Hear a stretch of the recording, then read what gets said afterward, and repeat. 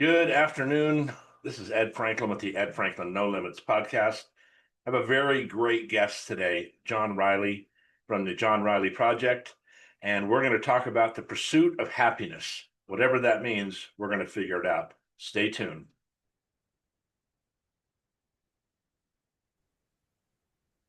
So, welcome to the Ed Franklin No Limits podcast. Today, we have a great guest. I already leaked the info before we started. This is John Riley. He's becoming one of my favorite people in the world. He's a great guy. He's got a great podcast called the John Riley Project, and he also does some work with Hacksaw. He can tell you a little bit about that if he wants. If you don't know who Hacksaw Hamilton is, then you're 30 years old because everybody knows Hacksaw from the sports world. He's a sportscaster, been around forever. I think he did the first Olympics in Greece. I'm not sure. He's been around for a long time. So, John, thanks for coming on the podcast, man. We always have a good time when we're doing this. Yeah, we do, Ed. I enjoy my time with you. We've gone out to breakfast a number of times, so Yeah. all good. Thanks for welcoming me. So today we're going to talk about the pursuit of happiness, which is subjective, obviously, and I'm not sure what it means. We're going to define it on each side of us, and then kind of talk about that. And I want to do a shout out to you because you did you did a really nice thing for about 30 seconds on your podcast, and you probably put me in bigger shoes, and I'm really not the Zig Ziglar of Poway, but I've always had a very positive attitude, and until COVID, I really never had anything negative to talk about, and I do not like going down the negative road because I think it just affects the way you feel and walk and talk and do all those Yeah, things. yeah. So, but I think this is going to be a very uplifting podcast. So, when you do your podcast, you mentioned the pursuit of happiness. That's kind of one of your little taglines, right? Yeah, yeah. And what does that mean to you? What do you in your life personally? What has been that goal for that pursuit of happiness? Well, it's a very multifaceted thing, and there's a lot of different dimensions to it. But it obviously comes from the Declaration of Independence. We are all created equal, and we all have inalienable rights of life, liberty, and the pursuit of happiness. And that's just a beautiful, bit of prose there that I mean, it's a remarkable thing that this was declared in 1776, because at that time people were ruled by kings and autocrats, and individuals didn't have freedom. And America, with all of its blemishes, and there's plenty of problems with slavery and women couldn't vote and all that, which we fixed, it was still a groundbreaking idea that this was a place where individuals could come here and pursue their happiness, without being ruled by some other thing or person.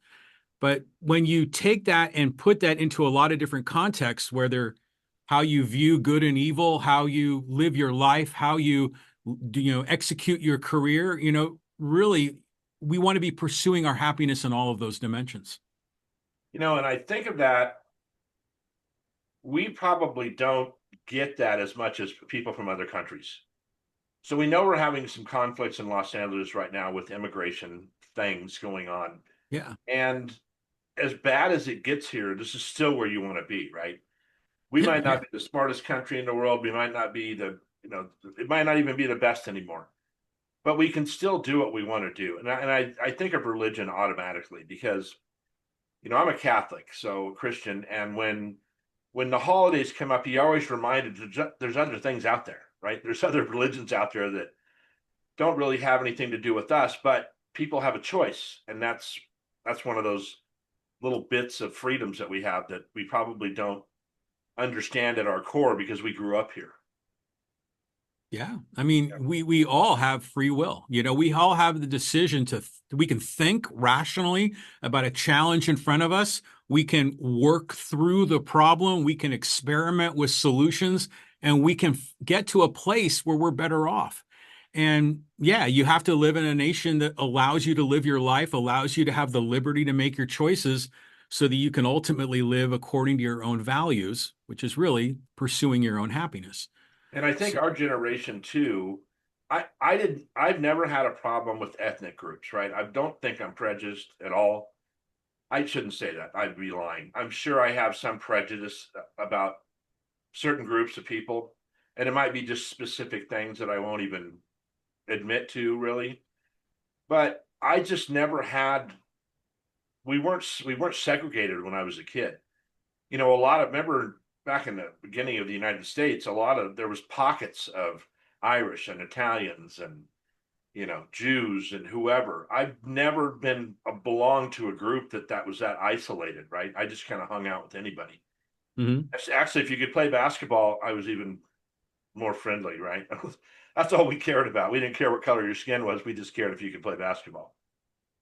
So I've never had to really deal with that. And I know a lot of groups have and still do have to deal with those prejudices against their group. Yeah, yeah. I mean, it's a real thing, and granted, my family was raised in the Irish neighborhood of San Francisco. And back then, this was like in the 50s and 60s, actually, even prior to that. Yeah, it was birds of a feather flocking together. Everyone kind of lived together because they were first or second generation immigrants, but they eventually assimilated, and those boundaries tend to break down. But we see like right now what's going on is people are so nationalist, right? They take pride in their country, and that might sound patriotic, but that's how you get protesters in Los Angeles waving Mexican flags when really, in my opinion, they should be waving American flags. Right. Um, but the whole notion of pursuing of happiness, I think it's important to understand that we're all pursuing our own goals and our own happiness, but other people have the right to do the same. And in Right. my opinion, so do these immigrants have a right to do the same, to pursue their happiness. Yeah.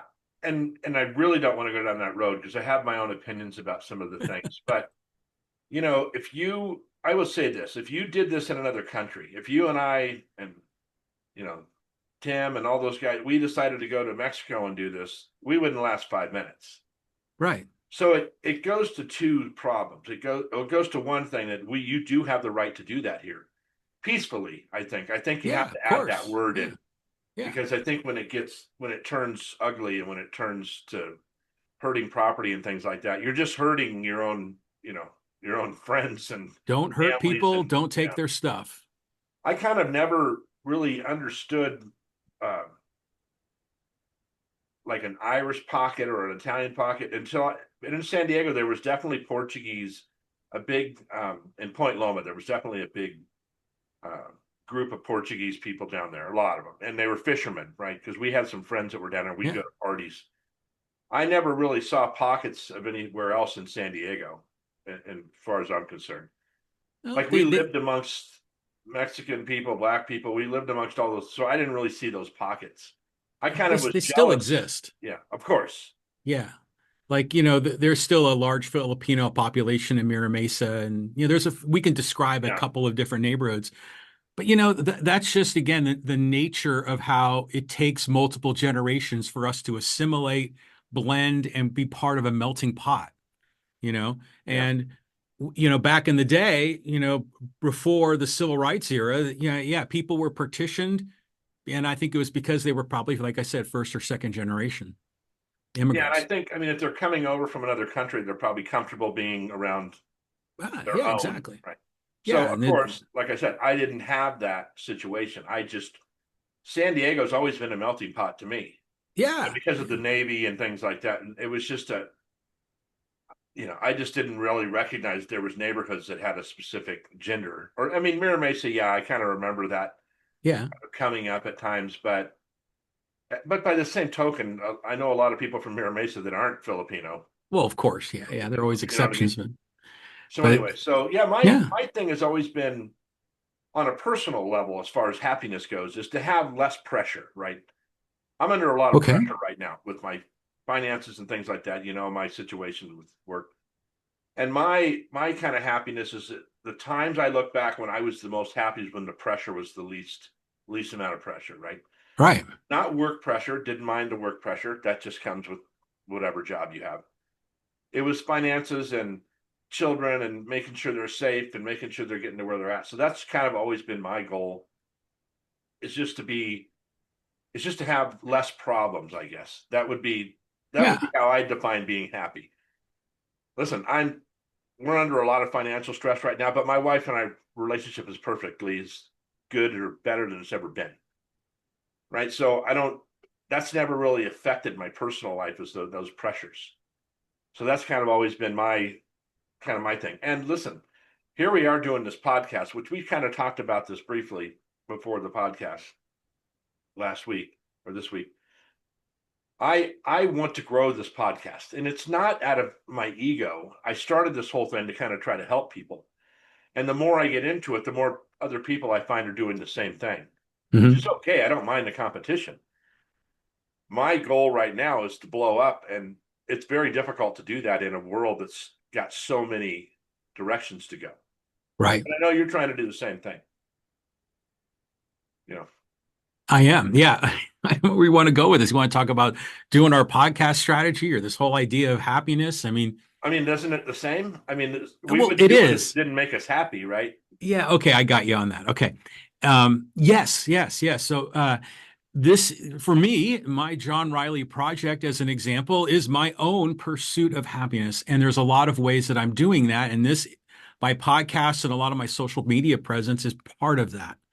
It's part of sharing a message that I think is beneficial to people in their lives. And like, and you just mentioned, you were at a happy moment when you were living stress free, particularly on finances. And for a lot of people, and this is true of myself, one of my values is stability, right? I want stability in my life. Like you say, less drama, less problems. I mean, just a normal amount of problems, I guess. Sure. And because when I grew up, my situation was very volatile. Okay, and I really wanted something different for myself as an adult. I've been fortunate enough to achieve a lot of that to a great degree.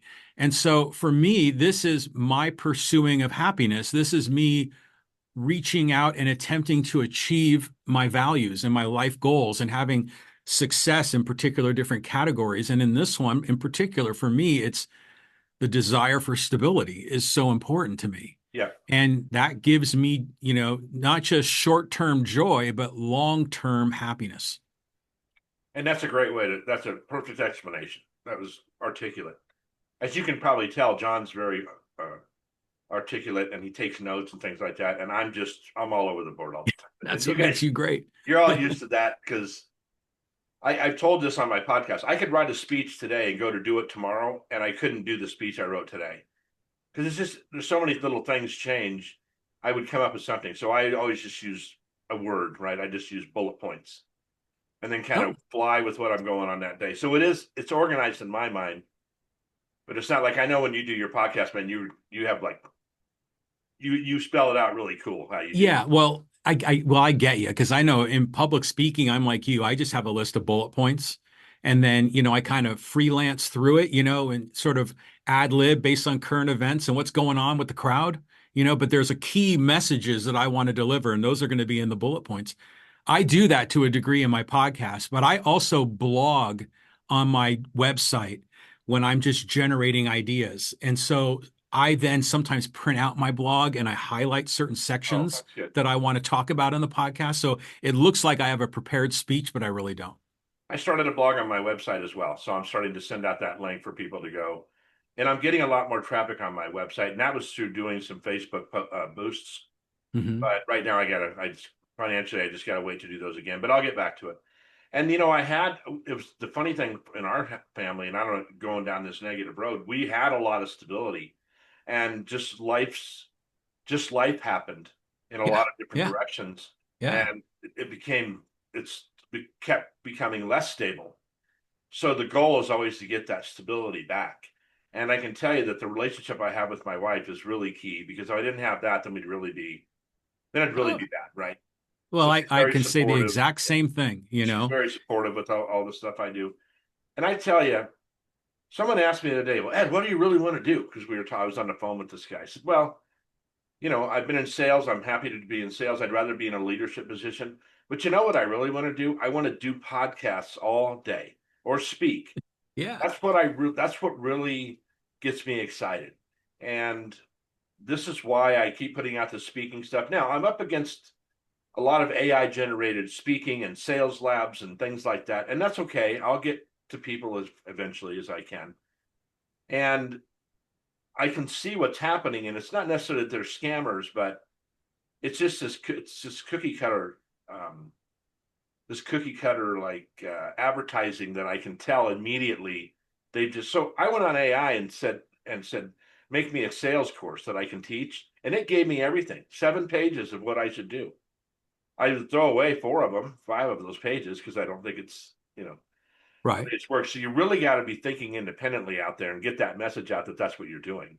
Yeah, I mean it's hard to cut through all the noise out there, and I mean, the podcast I do with Hacksaw is a good example of he has a strong reputation. He had been in the radio business for 3 or 4 decades. Right. Was the voice of the Chargers and the Seahawks and everything else. So people knew who he was, and so he has credibility. But for you and I, yeah, we have credibility. We know what we know, and we know that, but we're not famous, right? So it becomes difficult to break through a lot of the noise. So something I did My the other day. I'm sorry. Go ahead. so what I'm always trying to do with my podcast or my own project is to try to find a lot of that unique messaging that I think can cut through. And, this idea of pursuing happiness or essentially sort of transforming a lot of this energy, positive and negative, that exists in the political world or in the sports world, and transforming that into a positive message that helps people improve their lives. I mean, that's sort of the sweet spot. Yeah. It sounds almost, too rosy, as a general description, but ultimately that's the end result is you want to make people feel good about themselves and help them achieve their goals. Well, and my algorithm. I'm on social media all day. I mean, way more than I'm like a teenage girl, right, at this point. I am too. But my algorithms are bringing up, you know, uh, people that are positive speakers, right? And they're spitting out this stuff on a regular. And so a couple things I need to do. One, I need to do shorter clips, really short clips, Yeah. 20 seconds, right? Yeah. Just get 5 different shirts in here and just go through and do, 30 of those. I messaged 12 of the top podcasters in the nation, in the world, actually, and asked them if I could be on their podcast or they could be on mine. I just did it. My daughter said, try it. What are they going to do? Not answer you? So what? You don't have an answer now. Yeah. I actually got 3 people got back to me, and one guy wants to schedule a podcast, and he has about 180,000 followers. Good for you. So It's I'm going great. to do that with another 30 of those people, by the way. I mean, why not? And I'm kind of putting back. They don't offer it necessarily, but they're saying, hey, you should, like Gary V, you should do this, you should do this, you should help me. I mean, it shouldn't have to help me, but if you really want to, if your message is really that big, help other people out. And he does. I mean, he talks to people all the time on his clips. So Yeah. that's Yeah. one of the things I've done. And you've seen podcast or posts where I'm asking for celebrities to get on. Yeah. There's an actor that child is in the same grade as Piper, as my granddaughter. Hmm. And I see him often at school. I won't tell you who he is because I don't want to tell anybody what area he lives in. But he's a pretty big actor. I mean, he's not A-list, but he's pretty big. You would know in a second if I told you. Cool. So I saw him the other day at they had a little graduation for the fifth graders, and he was kind of with some people, so I didn't. But I'm going to grab him next time I see him and say, dude, I just want to ask, you know, and I want to get across the message too that I don't care if they've done something bad. And I don't want to talk about bad stuff. I want to talk about positivity. I would Right. never bring up something, that was scandalous or anything like that to a celebrity. That's not my business. And who knows what's true and what's not. I just want to generally talk about how they got to where they, are now. Well, I think in both cases, both you and the other podcast hosts both just want to grow their audiences, Sure. right? And that's one of many ways to do it is to, yeah, hop on board another podcast and introduce yourself to his world and vice versa. So good on you for pulling that off, especially if you're getting on these really big, audience podcasts. Yeah. I mean, a couple of people have, 10 million followers. That's Well, crazy. good for you, So, man. but So I'm get your saying, word out. maybe one day they read an email or a message and they go, yeah, I'll do it for 10 minutes. I mean, all I need is 10 minutes. Yeah, yeah. Sometimes they're just looking for, spots to fill too. So Sure. yeah, good on you. So it's funny, I was looking at LinkedIn today, and LinkedIn has been, I don't know how often you're on there, but Hmm. I'm on there because of work and jobs and stuff like that. And the system is really broken right now for looking for work, right? There's a lot of scammers out there. There's a lot of different things going on. And this one woman comes on and does this whole tirade about how we're all making excuses of how the things. And I'm like, no, honey, I got news for you. You're 30-year-old girl. It is different than it used to be. And Oh yeah. yes, it's about networking and it's about all those things. But, you got to be careful with social media because I only put positive stuff on. Yeah. And my son texted me something last night about Israel. And I said, well, it depends on what paper you're reading, right? I don't know what's going on there. I know what the news is reporting. And I hope it's not as bad as what the news is reporting. But these LA riots, there's times when someone will say, I live in LA, there's nothing going on here. It may be in a 5 block sector. I don't know. But this is why the social media is so it can really be scary, right? It can give you really bad information if you buy into everything. Oh, of course. Yeah. Yeah. There's all kinds of people out there trying to sell you this or sell you that, or so you have to be able to see through it. So good on you for identifying it, and it's kind of like in the gold rush, there were people that made a lot of money selling shovels and pickaxes. And I think there are people like that in the podcast community that say they've got the magical idea to get you 1 million followers on your podcast, and it's That only was the going to next cost you. next thing I was going to bring up. Yeah. Yeah. So, I mean, they could probably help you. I've seen some people have some templates to it, but in the end, it's just, it's quality content. You got to be talking to a targeted audience that you want to focus on. And your message may be relevant to most everyone, but you kind of have to pick a niche and just go dive deep. I brought this up in my last podcast. Have you ever had somebody try to sell you Amway? Oh, yes. A few of Multi-level my marketing, friends. right? And everybody's going to be Yeah. rich and all this stuff. And it's kind of like these. There's a speaker guy that comes on that makes one. He said I make $1.6 million a month doing speaking gigs, but I want to show you how to do it. Really? For my little measly 8 grand, you started at 13 and you gave me a deal at 8. Because I went to one of these seminars, online seminar. But Amway, have you ever run into a person with a Ferrari and said, what do you do? Oh, I'm an Amway distributor. No, you don't run into those people. No. And all the people that tried to sell it to you, they might have made a couple bucks here and there, enough for, ice cream on the weekends. And that's great if that's what they want to do.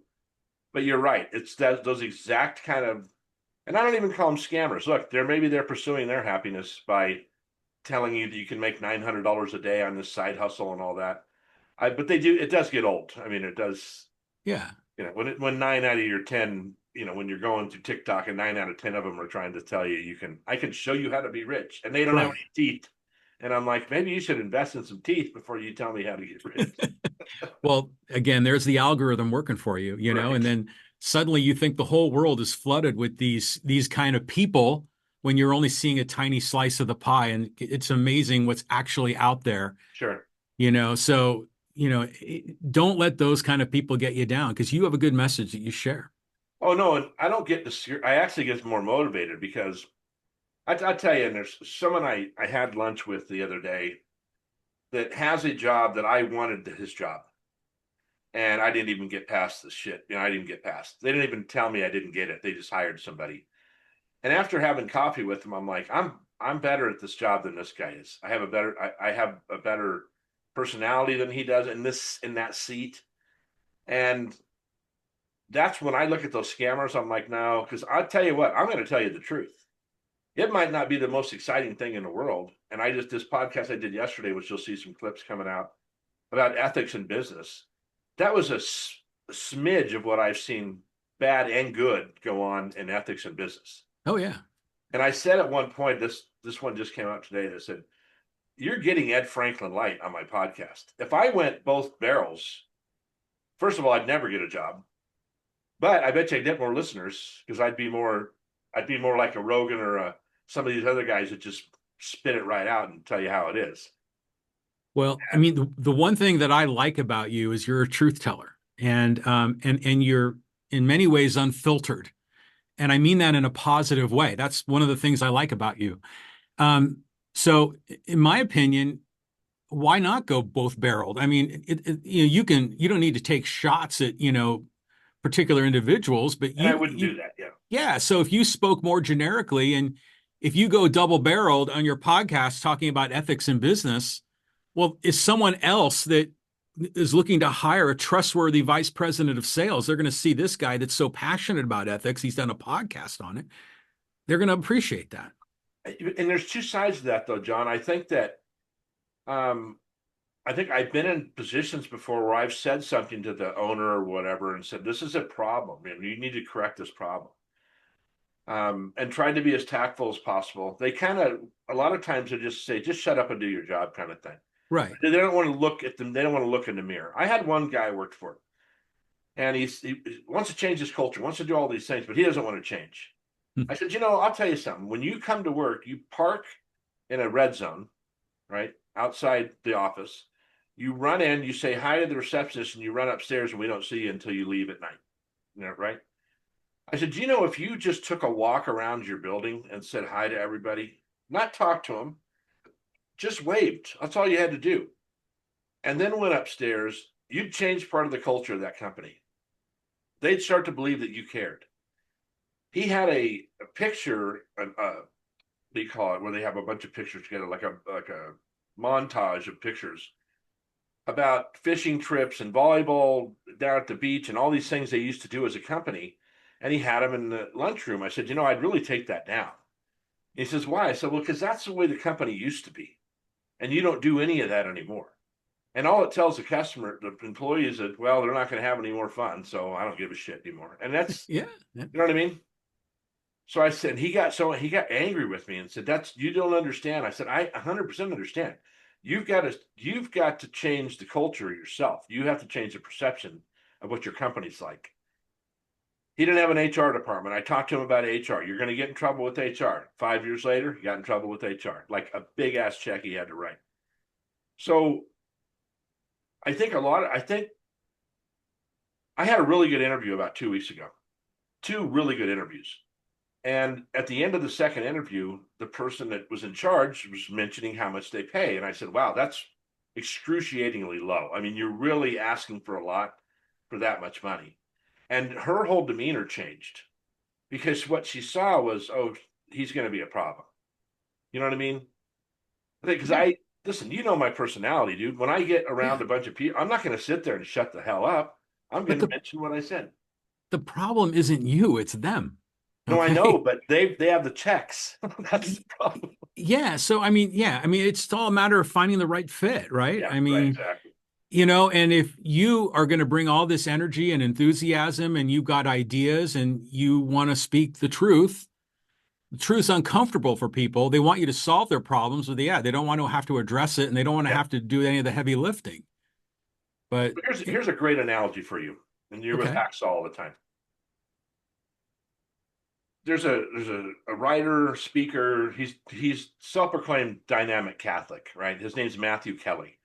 And Hmm. prior to being the dynamic Catholic, and he's really good when he explains Catholicism. He really goes low, like just relax, kind of Catholicism. Don't worry about every rule. Let's just do one thing at a time. So he's really good with teenagers and young kids and younger people.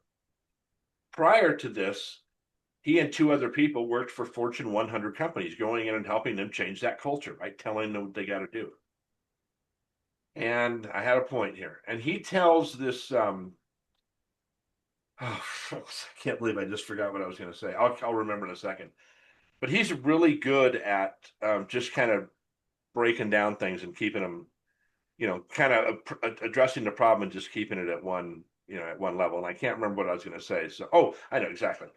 So he was talking about the Yankees in this one season. They had almost a $300 million um, payroll, and it was, I think the Astros or something had like $58 million, and they beat them in the World Series. It was this really kind of weird thing because work is not about hiring the best people. It's about having chemistry. See, your wife, you have good chemistry with your wife. That's why you guys get along. Yeah. I could give you 20 other women and you could go, nope, nope, nope, nope, Yeah, nope. You know what I that's mean? true. It's all about chemistry. You can't have five Michael Jordans on a basketball team. It would never work. You Yeah, know, but you need one. you need one. So yeah, so talent still matters, what you know and your skills are, but you're right. You do need It's chemistry chemistry. to get that sort of exponential, leverage. So 1+1 is more than two, you need that kind of chemistry. I agree with you. And this is what Moneyball was about, right? It was about looking at chemistry, and they forgot who the players were, and they just looked at their on base percentage because they know the more people can get on base, the more their runs are going to score. Yeah. There's this theory out there, and I can't remember what the name of it is. I was listening to this guy the other day talk about this square root theory, where if you have uh, four tomato plants, right, the square root of four is two. Mhm. Those two plants will produce 50% of the tomatoes, right? Now that makes sense. There's only four. Two of them are going to do 50%. The other two are going to do 50%. Okay. Now, let's say you have nine salespeople. The square root of nine is three. Three people out of those nine will produce 50% of the sales. That sounds right. So now you got six people that are only producing 50%. Yeah. You have 100 people, 10 people are going to produce 50% of the sales. Again, that makes sense. Yeah. Right. So you start looking at things like that. You cannot hire 10 tens. You're not going to get the production out of them you think you're going to get. That's why you can't have five Michael Jordans on the team. Well, yeah, yeah. I mean, you can't. I agree with you there. You can't have five. We've seen that fail in the NBA when you have these All the time. superstar teams. But I mean, that seems to me like your square root theory is, a different pathway to get to the 80-20 rule, right? Mm-hmm. Where It's not my 80, theory. So it's a theory that's yeah, been yeah. long And known. it makes sense, and going back to what you said before, I mean, I would encourage you to shoot both barrels and let them know who Ed Franklin is and all these things that you bring to the table, because a lot of this is important for people to understand. Because I bet you a lot of small business and maybe even medium business owners don't understand the square root or the 80-20. They might have a flawed perception, and you can bring them reality. Well, my next podcast, I'm going to talk about my sales lab, right? This theory I have that I can go in and help people. I like what I've seen on that. You've been Yeah. posting it on Facebook. And when you talk about, let's say you go to I don't know, a plumbing company and they got five salespeople, right? And all their numbers are the same and everything's the same and they give them all the same information. They never train salespeople. It's very rare that people get any kind of training. It's very short, if it's any. And there's never any follow-up sales. So I was at a company a while back and I asked the salespeople, when's the last time you guys read a book? And they're like, I got time to read a book, this and that. And I'm like, okay, well, this is going to be a problem. I said, Yeah. do you follow up with your customers? Well, I don't have time to follow up. Oh Right, my God. right, right, right. This is the sword in the heart. Yeah. Would any of you be willing to get coached or get some education? No, I know what I'm doing. I've been doing it for 20 years. Right. And I said, and that's all true. All three of those questions you just answered, I understand why you answered them. But your closing ratio is 10%. And the average is about 35%, and you should be closing 50%. So I think you might need one of those three things, and maybe two or three things. Actually, you need all three of those things. But that's what company owners never, they just hire salespeople to go, the guy's not performing, boom, he's gone. She's gone. He's gone. Then they hire someone else. It costs them hundreds of thousands of dollars to hire the wrong person, Yeah. right? But they don't get that.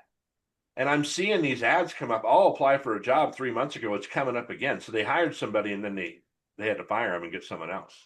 And it's costing them millions of dollars. Yeah. And my sales thing is, look, I just want to ask you some questions.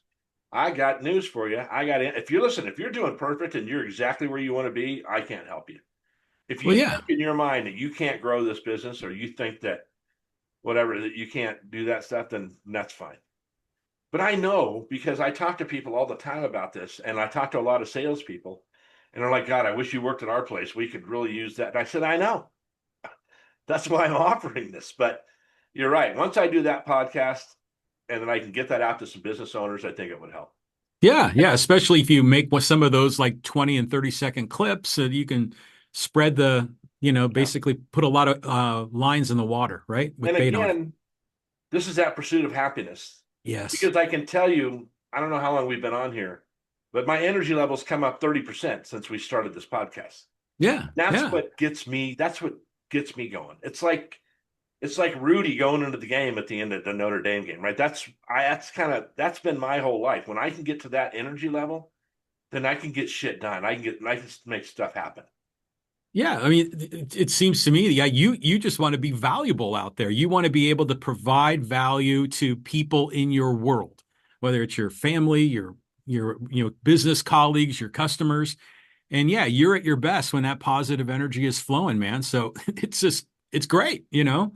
I mean, that's again what I like about you. You have a lot of that, and it motivates me too. And it doesn't, I don't go to sleep. I mean, that doesn't go away. As soon as I get, like when me and Tim go out, I always say this, I'm embarrassed by this because I end up doing talking most of the time. You do. But I get so, I know, but I get so juiced up. Yeah. I'm like Lawrence Taylor. I'm not Fran Tarkenton, right? I want to, I want to kick doors down. Don't wait to open them. We'll kick them down. And I used to say, um, people would come to me and depending on what business we're in, our prices are too high. I'm like, bullshit. Their prices are not too high. You can't explain value. That's the problem. Yeah. See, Yeah. if You your price was precisely. low, it'd be a shorter sales cycle, and then you'd be on your road. I'd rather Yeah. stay in the game and make profit because that's what I'm getting paid for, right? I want to make that. I want to be a good salesperson.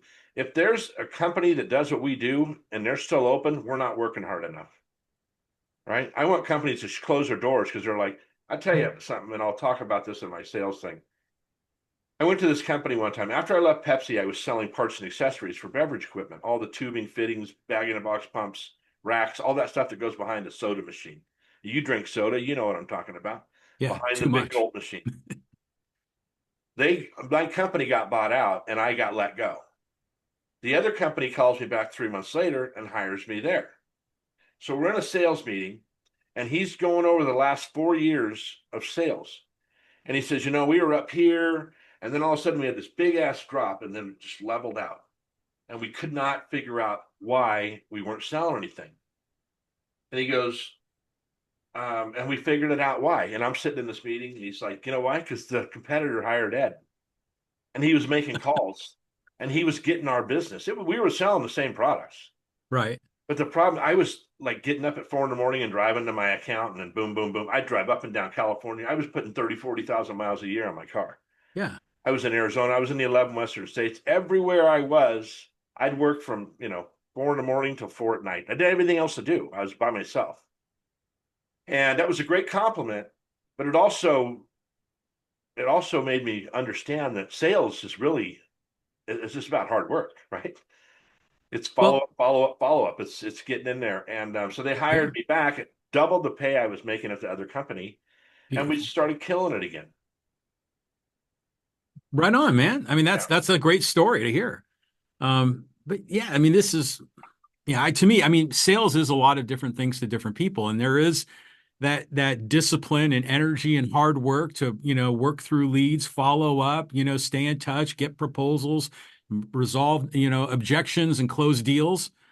But on the other hand, sales is ultimately about human relationships, right? And Well, you work with people. There's certain customers you have great chemistry with, and you enjoy each other's company, and it's a win-win. And I look at my best customers, and it's been that. It's just hard to find them. So that's why you have to churn through a lot of leads and a lot of deals, and then you find a couple of those jewels that are customers of yours, and then yeah, you can have a deep relationship and both be successful. and there's two pieces, and you hit on a key point. You said sales is different to a lot of people. You know what Yes. owners don't understand is what sales means to their salespeople. So, see, when I was raising kids, I needed a lot of money. I went to this job, and the guy says, "What's your motivation?" I said, "Money." He goes, "That's not true, Ed. Statistically, that's." I said, "It's mine. I'm telling you. I have Yeah. 8 children. I need money." And but other salespeople like that they could be off for their kids' softball games, right? I can bail out at 2 o'clock. So I used to do that. I used to leave at 2, go to my kids' games and everything, eat dinner with them, take a nap, and I was up. I met the guy. Do you remember that Cuban restaurant in Poway that was down by Steinmart when Steinmart there was that Cuban restaurant out in front? Oh, yeah, I know what you're talking about. That was a good place. You know how I met him? I met him at 2 in the morning at FedEx copying plans because he was doing a remodel there and I was building a house. I was Mhm. remodeling our house. So I used to do takeoffs at 10 o'clock at night after the kids went to bed. I could work and do things like that. So to me, sales was money and it was freedom. I could work my own schedule. I never missed my kids' games. I got to coach. I got to do all those things, you know, Mhm. that I could do. And yeah, so yes, sales is very different. I went to this guy's account one day and he was screaming at somebody that he worked with. And I just got the account and I'm like, Jesus Christ, I don't want to talk to this guy. He's just, he's a big fat guy. And I walked into his office and said, Hey, Chris, I'm Ed. I'm with the blank, blank, blank company. He goes, What do you want? And I went, I just wanted to introduce myself. I'm new. So I said, Man, that's that picture right there? His whole demeanor changed. He had these two little redhead twins. They Yeah. were like 2 years old at the time. Oh man, those are my kids, man. They're my pride and joy. Are you kidding me? Man, I have this many kids. And he's like, Oh my God, how do you do that? And boom, whole different demeanor out of this guy. He never bought anything from anybody except me after that. He never bought from my competitor. And we're Well, still friends. I could drive down there right now and walk into his place and he'd say, No, it's Ed, let him in. It's fine. I'm busy, but I'll talk to Ed. well, And you know now what? you're right. Those are those. And I would try to teach salespeople, just find somebody. There's something that somebody buys that costs more than I would pay for it. Right? There's that Oh, old yeah. thing. Yeah. When I take Piper to school, when I go to 4S Ranch, I see at least $5 to $10 million worth of cars when I'm over there. Oh, I believe it. Yeah, if price was a problem, Range Rover, Mercedes, Porsche, they'll all be out of business. Price is not the issue. It's value. It's what people perceive the value is. Hmm. And that's where you have to dig into salespeople and go, look, and you got to tell the owner, look, your competitor's doing something you don't do. So you can either match or do better, or you can sell cheaper. I mean, I can sell on price, but I would rather not do that because I could make more money on value. So anyway, we're getting off the track. No, but just a quick comment. There's a lot Yeah. there. Okay. But just to take one element of what you said is when you met with your customer and it was a very difficult introduction, you saw the picture of the two children and you inquired about that. And everything changed. But right there, you were talking about shared values. Mm-hmm. In this case, how you want to pursue your happiness through your family and what's really important to you. I mean, what you're selling is important, but really what's important to both of you as men was your family. And I think to me, again, you're on a higher plane. You're on a higher level of relationship building. And that's when the magic happens. And that's cool that worked out for you. Yeah, and that I have 100 stories like that, but I can tell you that when I learned in my life that I didn't have to get the sale, I just wanted to meet somebody new. I kind of started thinking, instead of worrying about selling this person something, I'm going to meet somebody that's going to teach me something I don't know, right? Yeah. Because everybody you meet can teach you something you don't know. Right. If you talk to my grandson, he can talk your ear off. Oh, he talks to Tim Todd about Star Wars and shit like that for an Cool. hour. Nice. Tim's all into it. My eyes roll in the back of my head. But this kid's the same way. See, he can find what you want to talk about. I used to tell people, they say, "Oh, Ed, do you fish?" I said, "At Costco," because I don't really like sitting out with a pole and all that. And the fish is clean when I get it. Probably cheaper than fishing too. And they're like, "Oh, yeah, it is." And then they want to tell me about their fishing adventures. And I'm Right. fine to listen. Just make sure you sign that PO. Well, it's always good to get people talking about themselves 100%. and what they like, and then when they're sharing their passion, their happiness, then they feel good, and then suddenly the dynamic is really Yeah. positive. Yeah. So on this whole topic of pursuing happiness, you can see that for me anyway, when I have the ability to talk to people and kind of share my energy or whatever it is, that's my Super Bowl, right? Yeah. I love the network. I love to do all those things. It's just, first of all, after COVID, it's not as easy to go find networking groups, and secondly, they want to charge you an arm and a leg for it, and I can't do that right now. So, but I'll get back to that. And I know when I talk to people, they're like, "Jesus, Ed," they don't tell me to calm down, but it's like you are like super high energy. I'm like, I am, and I want to help. I want to help you. Right. It is someone you know. But It's just that's why it like, takes that special relationship with a yeah, business owner that appreciates and values who you are. yeah. This Some cookie want a cutter guy to come salesman. in and like flip the culture on its head. And other people don't want so much disruption, and you're going to come in with new ideas and that are going to make positive changes.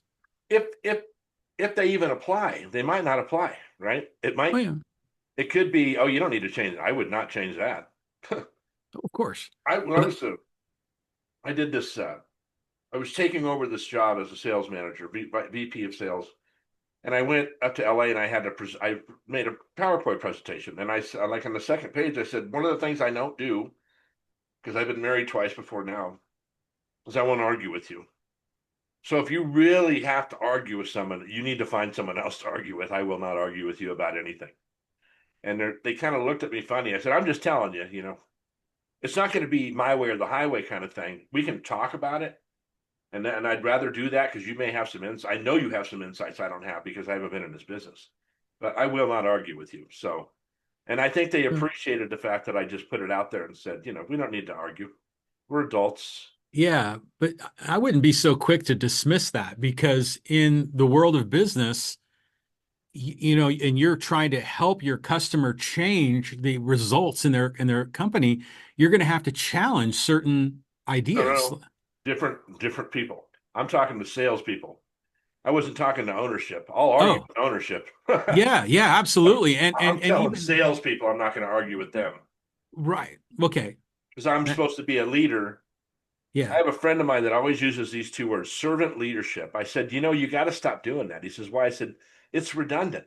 If you're a leader, you're in servitude to the masses, to whoever you're leading. You're at the bottom, bro. I hate to tell you. You can pretend like, and that's the difference between a manager and a leader. Managers tell people what to do. Leaders ask people what to do, and then they implement it.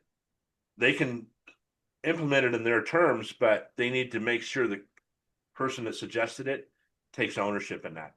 Because Yeah. once people are owning their job, they're going to show up on time. They're going to come up with ideas. They're going to do a lot of things. That garage door company I was with, this guy just berated everybody. It took me a few months just to get him to not, like a dog, right?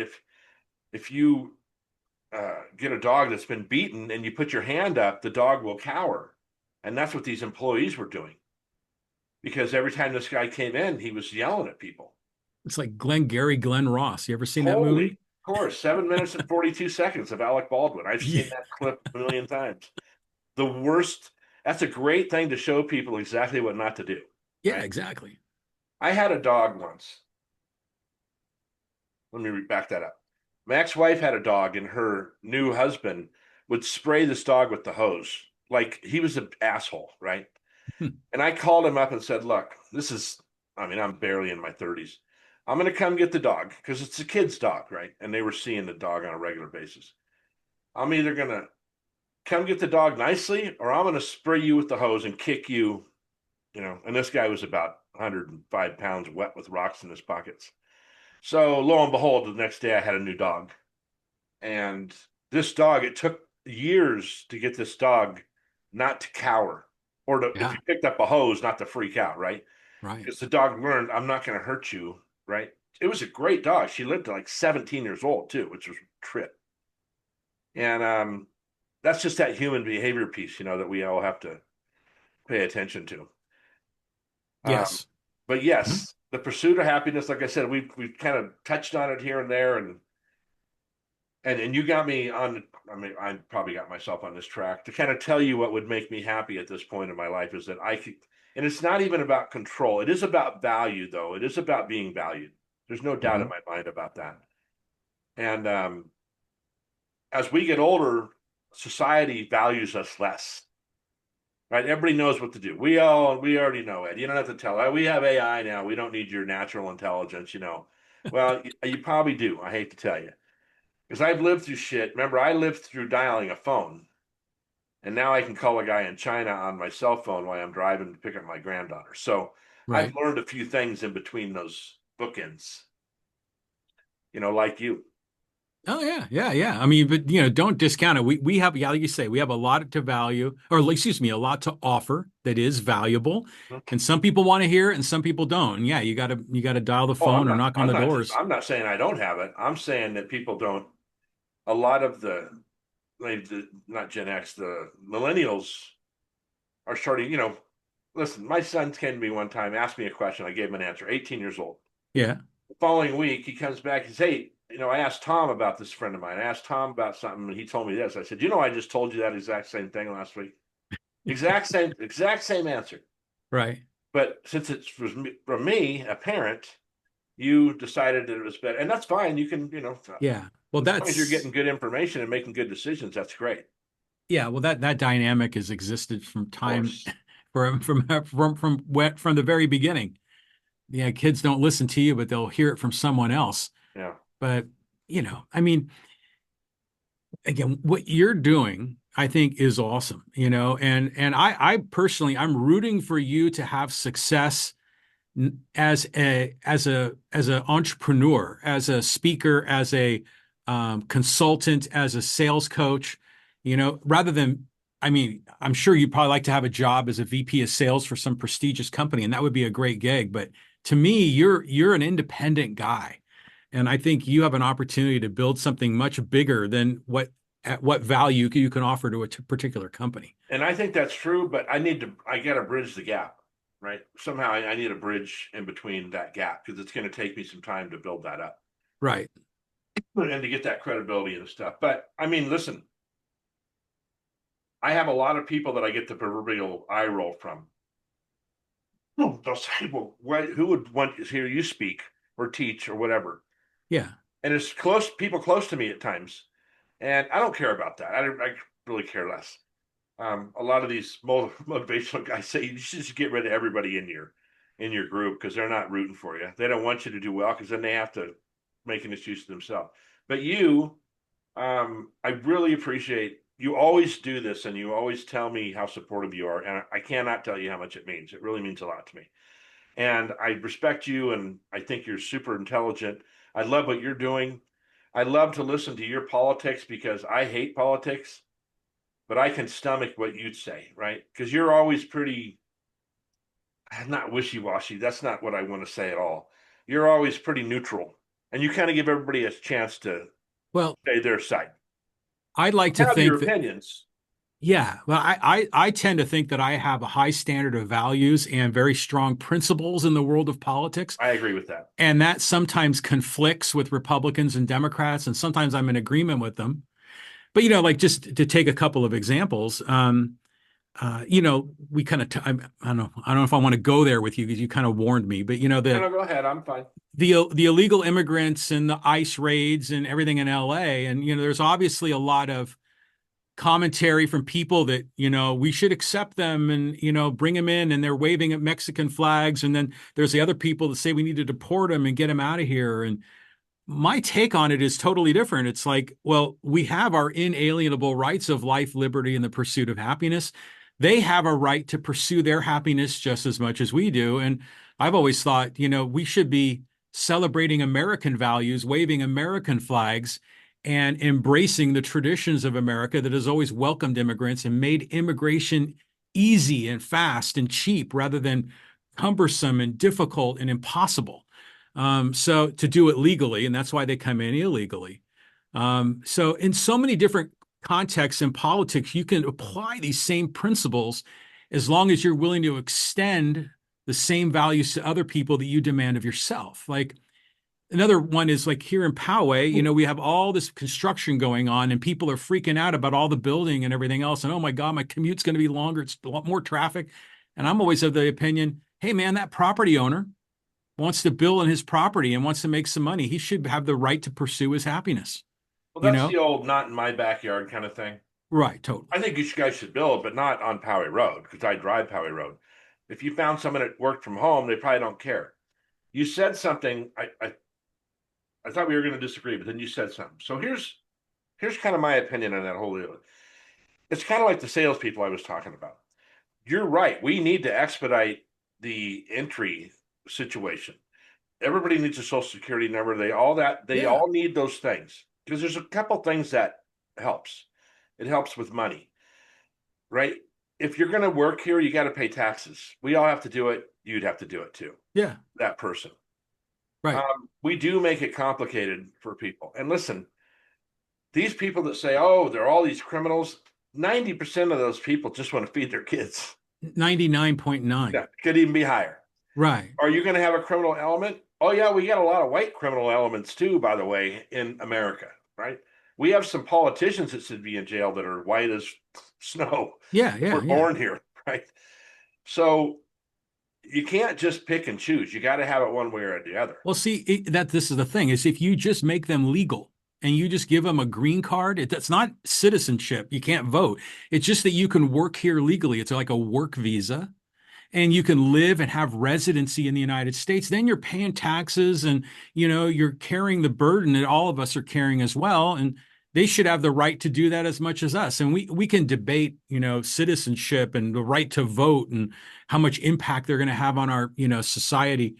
But in the end, just let them be free. But all Just those, like you yeah, would all want those rules yourself. are in place. We just don't enforce them. Well, our whole system of rules is like a complex web of insanity. Right. The way things are so overregulated.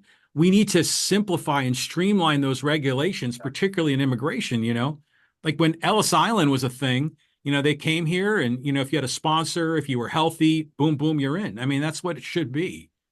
Here's the paperwork, here it's legal, here's your number, and then you go to an employer and you give them this, just like you or I would, and we pay our taxes and we're integrated and assimilated into our culture Uh-huh. and we can melt. But when we keep them illegal, then they stay in their own zone and they're separated and they want to be reclusive because they're afraid of getting caught and sent away. Yeah. So And I I'm, think I'm whoever, sorry, a bit of a rant. no, no, no, no, no. Listen, I agree with you on that. That makes complete sense to me. They should be legal citizens, not No, illegal no, no, not immigrants. even citizens, Well, legal residents. immigrants rather than illegal immigrants, right? Correct. Whatever. Yeah, legal immigrants. Yeah. But what happens is these political parties get in and they go one direction or the other, right? Yeah, they're They just ridiculous, go both of them. way over this side or the way over that side. Right. And there's always, goes back to my arguing thing, there's always something in the middle that could make sense. The political parties, no matter which, they should all be doing what's in the best interest of our country, right? Oh, I've told they don't companies want that. before, understand me, that I'm only doing what's in the best interest for your company. No. I would never do anything that was unethical or anything like that. I said that on my podcast yesterday. But we just go so far out, and I mean, and they're just crazy ideas. Um, I'm like, wow, where the hell did you? Listen, when we used to play basketball, we didn't have referees. We had to make judgment calls, Mm. right? That's kind of learning how to manage stuff. Yeah. Yeah, you fouled me, but I wasn't going to be able to make the shot anyway, so it's all right. Don't worry about it. Let's move on. I mean, those are the kind of things you would say to each other. Whoa, you almost hurt him. That's not cool. Yeah, you're right. I shouldn't have done that. But we don't operate like that anymore. I don't know what happened. I don't know if it was better in the 70s or we just didn't know what was going on. How long Mm. have women been able to vote? When I did think when that did that change? that passed like around the same time as Prohibition, I think around 1920 or something like that. Is that the craziest thing? If you Yeah. think about that, is that the most asinine thing in the world that we waited until 1920 or 30 to let women Yeah. vote? And The then see, like 100 mothers, years prior to that, people would have said, "No, there's no way we can let women vote." Who knows what they'll vote for? is that the So the things that we're arguing about now in 100 years are going to seem ridiculous that we are arguing about them because they're so obviously moral or immoral. yeah, I know, man. And yes, I don't know what the number is that of good people coming in. Listen, my mom used to say there's 1% of everybody in the world is a pedophile. I think that's a proven fact. Well, That means yeah. police, teachers, cops, the Catholic Church, the Lutheran Church, whatever. But Why are we spending any time on 1% of the nation? yeah, you can't penalize 99% that prevent the 99% from pursuing their happiness because you want to oppress the 1%. And you might have good reasons to oppress the 1%. And if you're going to do that, then just target that group, in this case, Well, but pedophile. that's what they think they were doing with ICE. Well, no, it's all theater. All of it is theater. Yeah. It's all theater to prop up the people in power. I mean, Trump doesn't care about if the person's legal or illegal. He hires illegal immigrants. He married immigrants. In fact, one of his wives, I think, was illegal immigrant for a period of time. They don't care about that. The only thing they care about is using it as a tool to manipulate, Yeah, the I media or the agree. people and voters. So it's a lot of nonsense. Well, I don't think it's that. I don't think this Poway situation is that far off from that in a lot of ways. I I've been keeping up with that, and I really am baffled at what's going on. I mean, Well, it's really a black eye for Poway.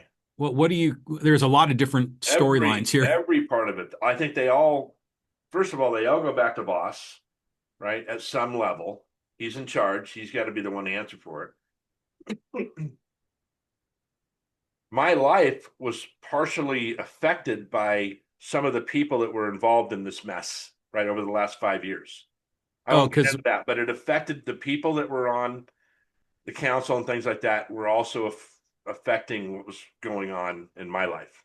yeah, yeah, right. I know that. Yeah. I'm pissed about it because they were greasy and they should have been called out immediately. I could call five of them out right now and I'd embarrass the shit out of them. I won't do it, but I could call out five people. And they're still greasy. I got news for you. So and I grew up in Poway, and it kills me to drive through town and see what's happened to it. Now, was it inevitable? Probably. There's some state stuff going on. There's some land that's owned that they're not going to take. There was some other things that have gone down that was out of their control. When Tony Blaine says he can lower water rates, he's out of his mind. Those are San Diego's got a water problem. You know, Yeah. Yeah. it's not Poway that he can go in and go, oh, we're going to slash. No, it's not going to work Yeah. like that. And how he can do that, and I'm not criticizing him. He's the same as every other one of them. Oh, we're going to fix this. No, you're not. Fix the shit you can fix. Okay. I would have been on the Poway thing. I know we're getting way off track now. I No, might even it's cut this okay. other thing. On the Poway, I think the setbacks were not very well thought out when you're driving down the road and you can walk down the sidewalk and Yeah. shake the guy's hand. And I think maybe that might have been smarter to relook at that. So I think there's some things that they just kind of, they might have got, you know, they might have got talked into it or they might not have cared. I don't know which one. I don't know. There's so many things there to comment on. I know.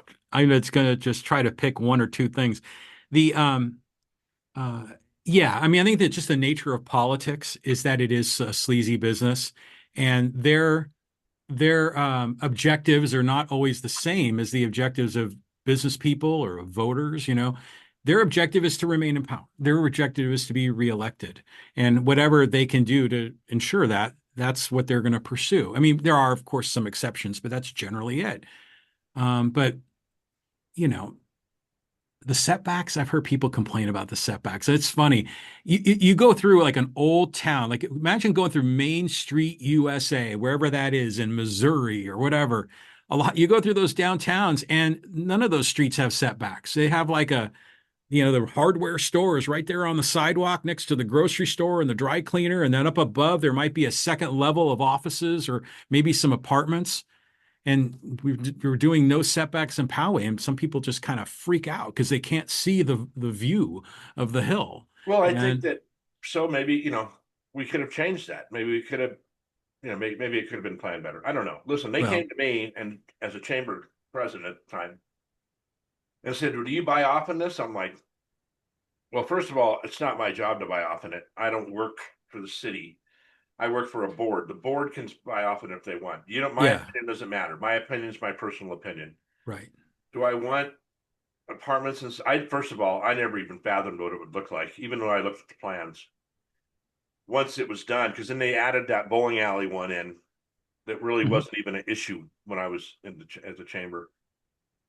Listen, when I was getting my building permits in 2006, 2007, they had a big poster up on the wall with what the community center was supposed to look like with condos and things like that. Very few of them. And I thought, man, that looks awesome. It looked so cool. It didn't turn out that way. It went way bigger than that. Yeah, And yeah. Things have changed and morphed as it's unfolded, no doubt. And I think there's still a ton more that's going to happen. You I know. know they're talking about it already. But listen, I know, things are going to change, and things where I grew up in East San Diego is all different than it was. The house I Yeah. lived in is you know eight plex or something like that, and Yeah. doesn't bother me at all. By the way, I don't care. But Uh, but I'm sure there are some people in that community that are really angry about it. I mean, Probably, it's just the nature of NIMBYism. yeah, But we have to have progress, right? We want to progress in our lives, we want to progress as business people, and then cities progress and they change over time, and it's just natural. yeah. But there is always resistance to change, I and felt we've like even, there's Escondido. They did a lot of changes up there. I yeah, feel like theirs is more attractive than what they did in Poway. yeah. I feel like Normal Heights, City Heights, that area, I think that is more attractive than what they did. I felt like once it was done, and maybe it was just a math problem, they just put up cinder block. It's like a prison almost at some level. Well, I think in a lot of those communities, they had a downtown, like if you go to Escondido on Grand Avenue, and it's beautiful what they've done there. But that used to be the downtown back in the day. We've never had a downtown in Yeah, no, Poway. you're right.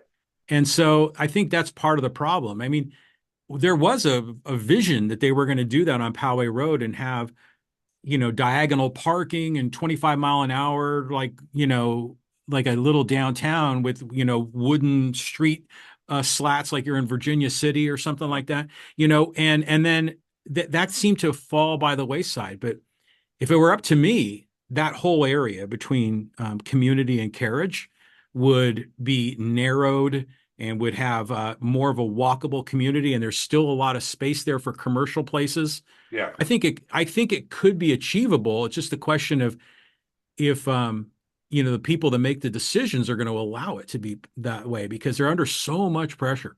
When's the last time you've been in La Jolla? Oh my God. So La Uh, Jolla did that in. They have the circle things. yeah, the It's roundabouts. yeah, and it's one lane each way, and then they have the roundabouts in. And there's no condos there, a couple maybe, but that's mostly businesses, right? Hmm. And I think that vision that you said that you thought about, that's the one they had in the building office when I would be there when I was. Yeah, that was the original plan back in Yeah, the even in the 90s for Poway Road. yeah. But Well, by the way, when I go to La Jolla, it's just so spectacular. I mean, every time I go there, I'm like, I can't believe this exists in San Diego and why I don't visit more often. yeah. That So if that's you a leave, if you, I'm saying when you leave La Jolla, so you're in La Jolla where all the expensive stores are, then you're driving to like PB. That's where all those roundabouts came in. Yeah, that's like through the Bird Rock area. Yes, exactly. Yeah, yeah. And I'm a big fan of roundabouts. I think they're kind of fun to drive on. They're a little bit disrupted to get used to, Mhm. but it just keeps the flow going at a kind of a modest pace. I think it's real cool. I could see it benefiting many neighborhoods here in Poway.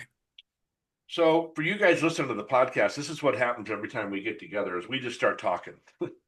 And we can do it and we could probably talk for hours We because could. Yeah. I find John interesting and he's got different opinions than me, but I like to hear them because I like to learn about stuff Yeah, that I see, don't know anything about. yes.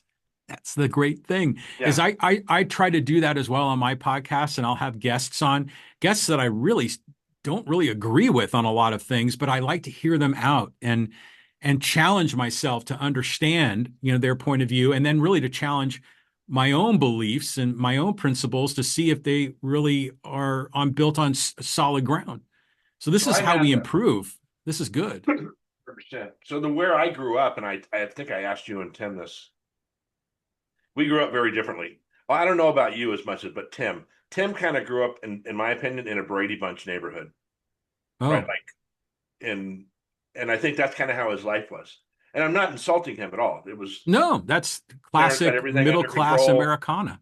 Yeah, I grew up in more of a, I don't know, say South LA, but let's say South LA really light, like 0 calories. It was bad, but it wasn't like what goes on in Compton and places like that. We didn't have the population either. And Hmm. I didn't know I was growing up like that. I didn't know. I only the Brady Bunch was just on Friday nights. That's all I ever saw. And then the Partridge Family at And 8:30. then there's a place called Talmadge in San Diego that's very, you know what Talmadge is? So Isn't that Talmadge, kind of around San Diego State? no, well, kinda. It can kind of. you can kind of get there through that. Okay. But Talmadge basically starts at the north end of Euclid Avenue. Okay. Right. So if you take Euclid all the way out, you can't. You end up in Talmadge and you're done. You can't go any further on Euclid. Right, because there Houses that's are the right. edge of the mesa. So I had a couple of friends that lived there when I went to Euclid Elementary, and it was glorious. I mean, they had swimming pools, and I remember one guy had a mail slot when the mailman put the stuff in the wall, it would drop into this box. I thought it's the dumbest thing in the world, but I thought it was the coolest thing. His dad was an architect. We'd had no professionals in our family, you know. Right. So that was I always loved going there. And a couple of the I had this crush on this girl, and her dad was a doctor. They lived in this big white house, and it was just way different. All the streets were real wide, and you could ride your skateboard there and never fall because you know what I mean. And Well, so you have these perceptions of how people grew up, and I mean, I've talked to people actually on my podcast that grew up in other countries that came here, went to prison. I had one guy that went to prison for what the hell did he go to prison for? I can't remember, but he grew up nasty. I mean, way worse than me. right. And then you have your own way of thinking. And then so we all gather and we start to get these thoughts in here. And some of the stuff you say, I'm like, makes no sense to me, right? Because I never lived through it like that. Well, I But mean, I want to learn. That's the thing. I get to learn from you.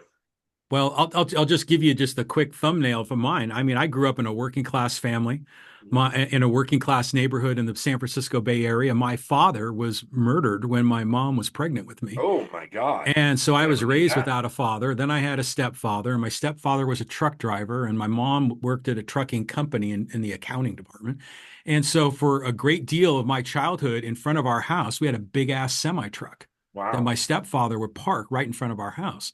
And we talk about, stability, which you talked about in the beginning.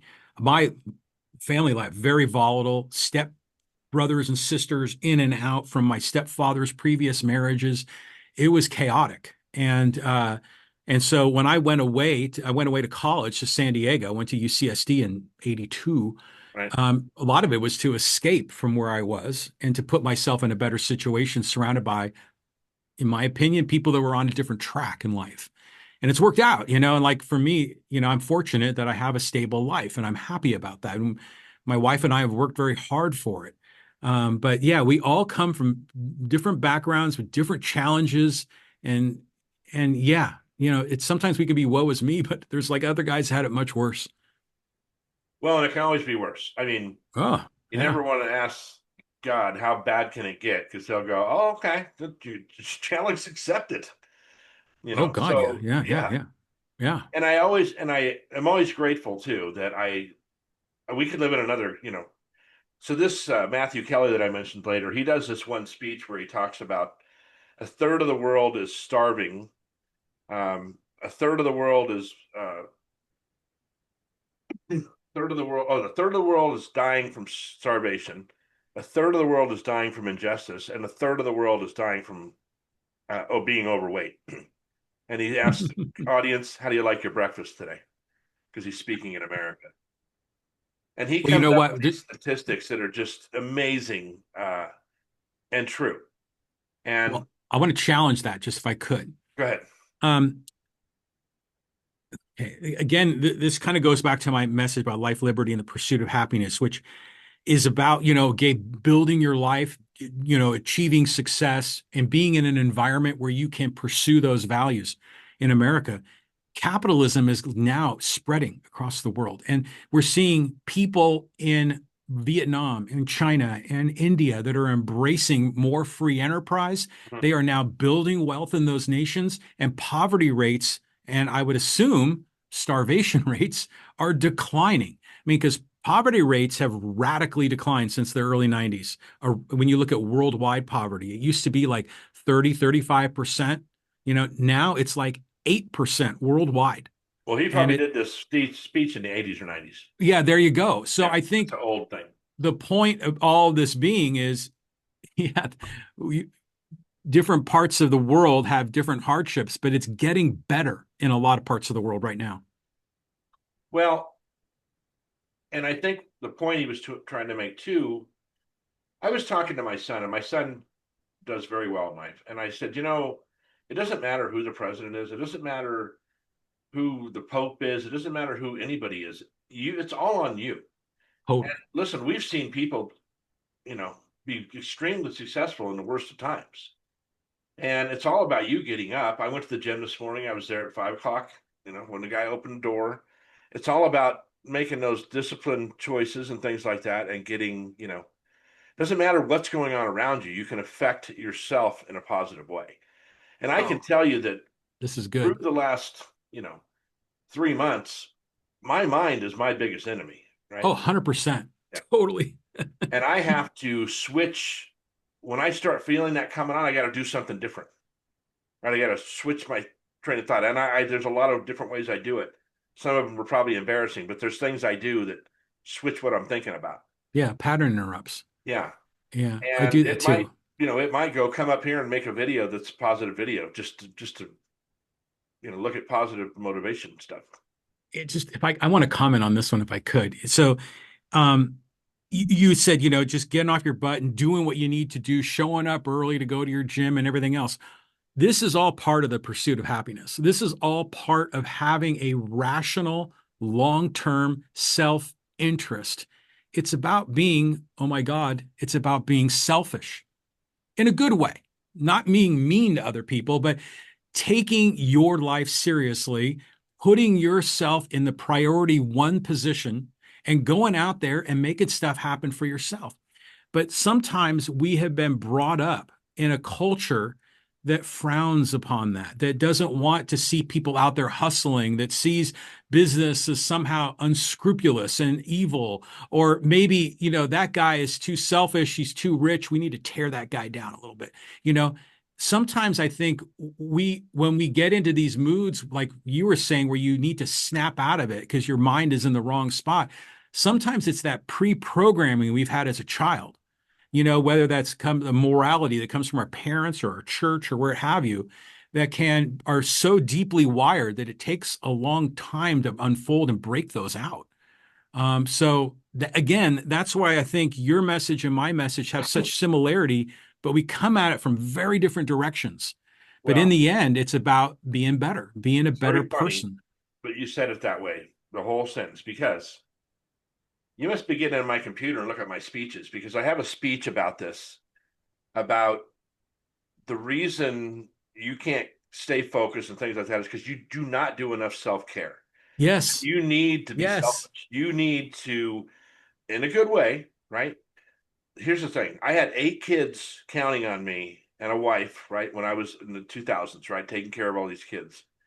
I had to take time for myself. The reason I go at 5 in the morning is no one's up to bug me, Mhm. right? And I can focus. I listened to motivational speeches for 45 minutes this morning while I was working out. Good for you. And if you don't address trauma, if you don't address these problems, you can't be a caretaker and be the best version of yourself. Right. Because what happens, you had kids when they were little, they wake up early, maybe they're wet, you got to change them, then they got to eat, then they got to go here, then they got to go there, then your wife asks you to do this. And by the time you get home at 8 o'clock or sit down for a minute, you go to sleep. Then it starts all over again. What we should be doing is taking an hour in the morning and saying, this is my time. I don't want anybody to talk to me, and become the best version of yourself. The best leaders are the ones that are the most self taken care of, right? Totally. Yes. And so I have a speech all about this selfishness, and it includes trauma Yes. because a lot of times we have this trauma, like your father's trauma. You had to deal with that. You probably still deal with it, right? Totally. All the time. But you have to compartmentalize that because you can't get on this podcast with me and think about that the whole time. You'd be worthless as a guest, Yeah, it would be. right? And when your kids needed you when you were little, and that's all you thought about, that you would have been a worthless father. Right. But so you gotta. This trainer was.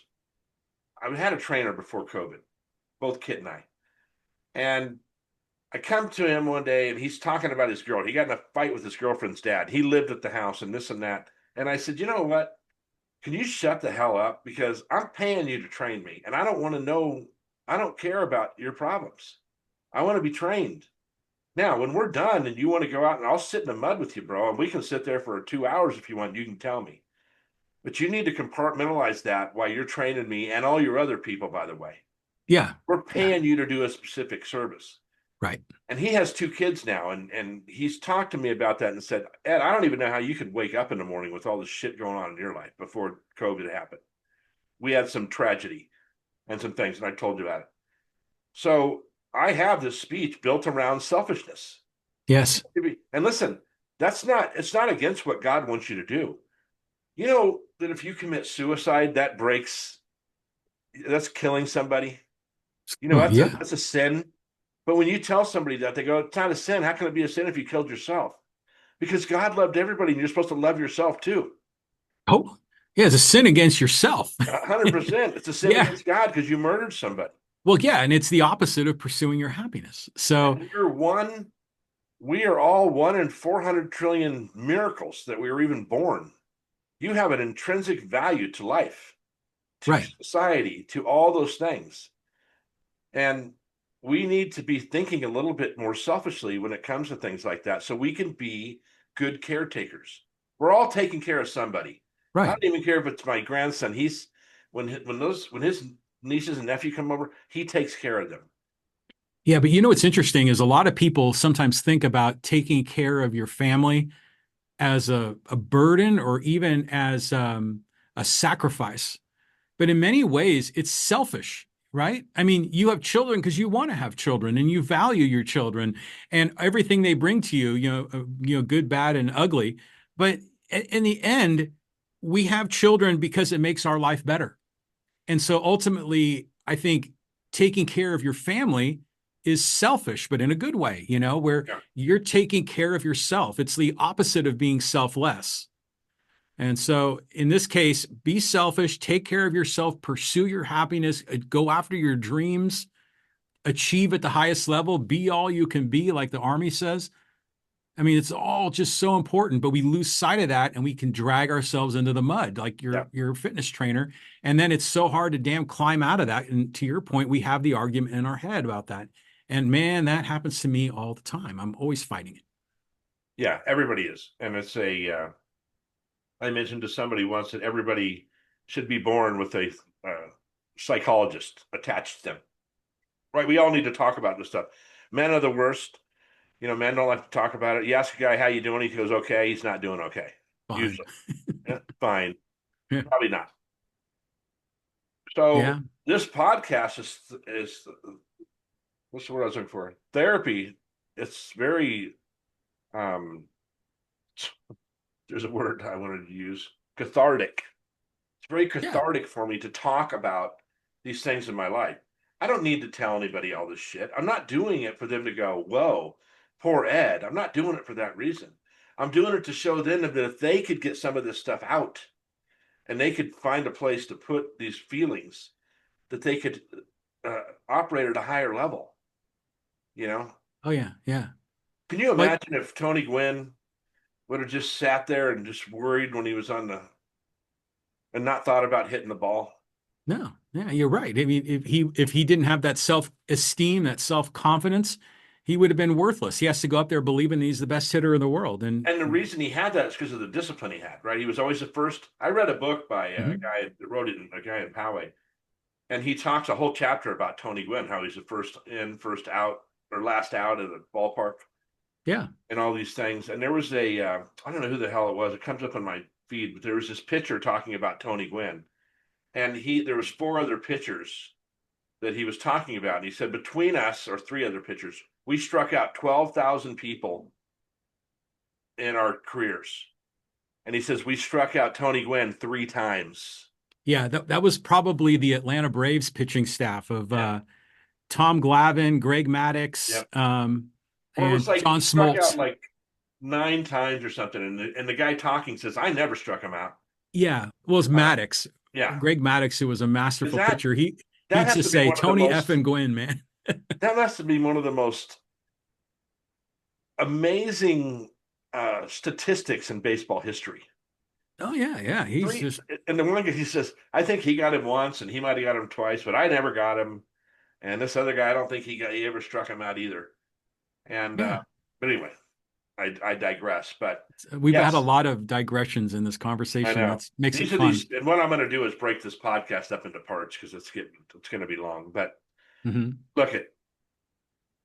I can't thank you enough for being on my podcast. First of all, I don't can't thank you enough for the friendship and the encouragement you give me on a regular basis. It means so much. You have no idea how much it means to me. So Wow. I Wow. appreciate that. Thank you.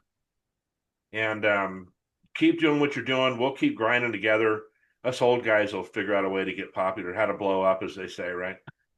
Um, Yeah. Look, if I was a 19-year-old girl with a boob job and had one of these, great body, I could just put posts on Instagram all day and just have guys follow me all the time. But it's not so much do I have the Just be authentic, man. Be you. yeah. And that's the magic is when you are you, not the carefully considered version of you, because there's a million Well, of those people. you know, I think part of that carefully considered is cussing. I think some people get turned off by that, but um, I grew up with it. That's who I am. I had a guy tell me one time, Ed, you don't have to cuss that much, and I said, well, f you, I do. Um, and I got a big laugh out of that. Yeah. You laughed. Good. Good. And Just be my yourself, mom said man. to me, we were I was like 18 years old. I had some family over or something. And they asked her a question and she says, well, ask Ed. But she goes, but wait a second. And everybody goes, what? He says, if you ask Ed, he's going to tell you the truth. Like he has no filter. I don't know how he Yeah. got that Yeah. way. And they asked me, and I said something, and they didn't like the answer. And they kind of get angry. My mom says, I just told you, I just warned you not to ask him because he was, you know, I told somebody once, I said, they asked me about abortion. I said, well, you know, I'm good with abortion as long as the kid's 3 years old. And they said, what? And I said, yeah. Why would you want to abort it someone you don't know? If he's three and he's kind of bratty or whatever, or she's kind of bratty, kill him. And they said, that's ridiculous. And I said, so you'd rather kill somebody you don't know? You could have Gandhi could have been aborted and we would never have Gandhi. Right. Right. So why would you? So you asked me, I told you, and now you don't like the answer. They said, well, you're Well, just being stupid. I said, I'm not. I'm just putting a rule on it, and you guys don't like the rule. well, well, let me just say this. You and I disagree on that politically, but I won't go down that rabbit hole. But I Yeah, will say I don't know. this. I love the fact that you have principles around that issue, and you have thought it through. You have certain values, certain principles, and you're going to stick to that because that's you, and that's how you evaluate good versus evil, and that's your moral code. And I appreciate that, even if we disagree, Yeah, because then I know there's integrity and there's authenticity, and that's you. You're not compromising or watering down what you say just to make me feel better about myself. So yeah, be a truth teller, man. Some people don't want, well, a lot of people don't want to hear the truth. They don't no. want to be offended. They don't want to be micro triggered or whatever it is. It's the beauty of you is the directness and the no filter combined with all that energy and positive energy. Yeah. When I was at the chamber, these people would join the chamber, like for whatever, 265 a year. And I would say to the girl that worked for me at the time that no, they won't last 6 months. And she'd say, why? I said, well, this and that or whatever. Maybe they'd get a business loan and they'd buy a Mercedes first thing and then they'd open the business. Instead of maybe wait on the car, let's get the business going. Yeah, right. They didn't know Excel, they didn't know a lot of things. Not all businesses that are in business making money have good services or good products. Correct. I got news for you. I mean, people go, well, he must be successful. No, not necessarily. He could be a fucking jerk too. He could treat people like that garage door person would treat people, and cut corners, like corners, illegally cut corners about things. I don't want to work for someone like that. I don't want to be part of that. They want to cut. Just about every rich person I know is on the cusp of going to jail at some level for taxes and things like that, right? And I understand Oh God. you want to take advantage of there's ways to do it and it's totally legal. Take Trump for instance. I was thinking about this the other day. He doesn't take any salary, right? He gives it away every year, according to him. Well, so he makes what 400 grand a year, so that's 1.6 million dollars he's going to make over the 4 years. Yeah. Oh, he's going to write that off. You know what I mean? It's like he probably needs the write-off, and somehow he's probably going to gain money like all these other politicians after he's out of office. I mean, there's all these other ways to do it. So, but the rules there for him is allowing him to do that. So don't criticize him for taking advantage of it. No, well, Change the law or whatever. There's a lot of things like that that go on. but yeah, okay. Well, let me see how I can keep this focused.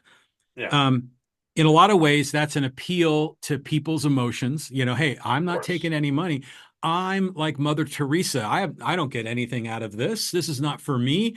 It's only for the people I'm serving. of course. And it's a bunch of BS. And so, in the whole scheme of things, I mean, the Trump family just made $2.9 billion recently in crypto wealth. You know, Eric Trump is going around the world doing these big real estate deals for billions of dollars in Vietnam and China and other places around the world. Their family's making bank. And you talk to Of average course. American voter, and I'm sacrificing my $400,000 a year job. No, and I get that, John. I'm just saying that he's one of those rich guys that's right on the edge all the time. Well, but he, in my opinion, is a con man. He is on the edge. But most business people, let's be real, most business people go into business for all the right reasons. I mean, they are going out there to provide products and services that benefit other people's lives. They're struggling to make their business work. Do they take advantage of the rules that are set up? Yeah. I mean, why not? I Exactly what mean, I'm saying. so you can still take, like you say, you can deduct that off your taxes as a business expense, but that's part of encouraging the entrepreneurship in general. But then certain people find a loophole and find a way to maximize that for them. Yeah. I don't get too worried about that as long as when I'm dealing with people, we're dealing with and trying to make win-win relationships, and then the people that are legitimate fraudsters or thieves, those people need to be prosecuted and put away. Yeah. But But we don't do that very often. yeah, but I generally have a um, I agree with everything you just said. optimistic view of business people from a positive perspective. I go in maybe a little bit naive, but I don't go in thinking, well, they're all scammers. Well, I'm just me personally, and I'm not saying everyone I know. I just know a few greasy people out there Oh, yeah, there's lots of them out there. Yeah. that are, doing some stuff. And I look at the system's built as the system's built. You either change the system or you allow people to get away with the system stuff. Well, yeah. And I think also we have to think in terms of how do I focus on my life to use the system and play the game to my advantage for my own selfish reasons, doing it legally, doing it ethically, doing it for all the right reasons. Meanwhile, yeah, there's going to be some of these unscrupulous a-holes out here that are Uh, going to be screwing people over, and you hope they get caught. But I don't waste my energy worrying about them. no, I don't either. And you know what? I said something at the beginning of the podcast that sounds a little greasy, kind of, that I'm trying to get a celebrity on my podcast so I can grow my name off of theirs. Right. But that's Yeah. that's just to me, that's networking, right? That's just Yeah. Of course. if somebody looks at one of my clips and goes, "Oh, this guy sounds interesting," and then they listen to another one, then they listen to my podcast. Well, That's all yeah. I'm I trying mean, to do. how many times have you seen a person post a picture on Instagram or Facebook of them with a celebrity? Of course. And they get a picture taken, and it's a cool moment, right? Because you're in the presence of someone famous, but it's about building credibility and like, oh, if he knows that celebrity, he probably knows this celebrity, and it starts building up credibility. So doing what you're doing makes rational sense. It's good for you. It's good for the celebrity that you're partnering with for very different Of reasons. course.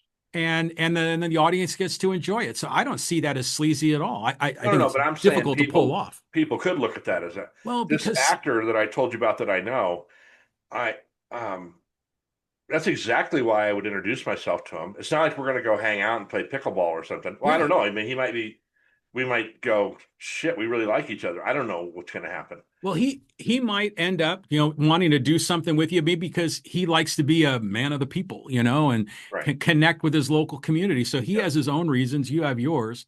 Yep. But I think stepping back a bit, I think there are too many people that have how do I say this, such suspicion and skepticism around business people, thinking that they're mostly unscrupulous. I don't fully buy into that. No, I don't either. And Hmm. listen, I know some super upstanding, awesome business Oh people yeah, of course. that would give the shirt off their back. If No, yeah, you needed it. And they, when I was in the chamber, we were always trying to raise money. We had a lot of companies that were willing to help us sponsor things and do this and do that. And I was always appreciative of that and very interested to make sure that they got their mileage. When I was in the moving company, the school hmm asked me to donate some water. They were having one of these fun runs.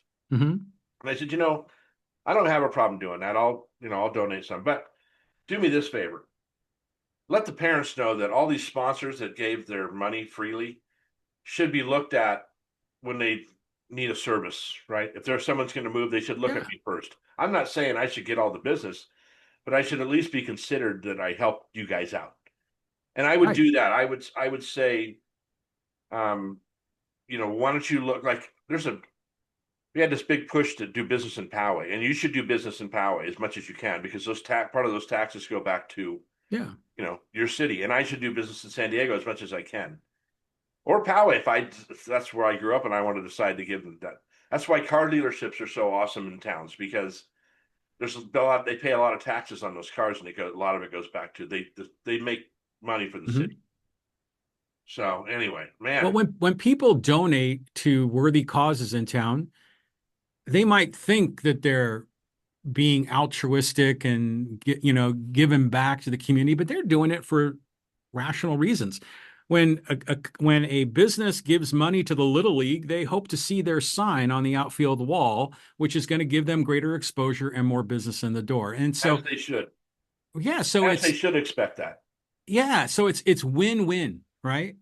Business is win-win. The buyer wins, the seller wins. And if a company makes a donation to a chamber of commerce or some other worthy cause or fundraiser, yeah, they want to get some love back, and if they can be promoted by in this case the chamber, that makes total sense, Yeah. share the love. Yep. No, I agree. Well, we've been a long time. I think we might have solved some of the world's problems too, which is good. I know I had some technical problems early, so thanks for being patient with me. Not a problem. But yeah, and I like your cool background. It looks like very So what? futuristic. And cool thing. So what I did is I went when COVID started. I got a green screens. I told you all this before: cameras, lights, all that bullshit. So I make these backgrounds, and depending on what I'm talking about, I just practice with different ones of them. Because on Zoom, you just have your normal background, but I don't want you seeing the wall behind me. What I was seeing was I would get in these business meetings with people, and they'd have clothes, like dirty clothes stacked up on their bed because they didn't have a green I've screen or something. seen that. Or Hacksaw does that sometimes. yeah, or they wouldn't have a logoed shirt on or something like that. And I was selling that stuff at the time. And I'd say, man, you just need, and I do this logo with the logo Yeah, I just put these on the backgrounds, and I have probably 50 of these that I've made up that are easy to make. I make them in PowerPoint, then I turn them into JPEGs, and I turn them into PDFs, and I turn them into JPEGs, and then I put them on here. So yeah, yeah, this I one like looks it. cool. And then I have sometimes when I put them on, if I have the wrong color shirt and hat on, I get too dark. Like the last podcast I did was just really dark. Hmm. So which bothers me because when I put those clips out, you see my face. So some people won't click on those because it might look dark or something. I don't know. If I could just mention one thing about the clips that you share on Facebook, which I think are the content's great, but I wish you had like a headline in text on the post that said what it was about.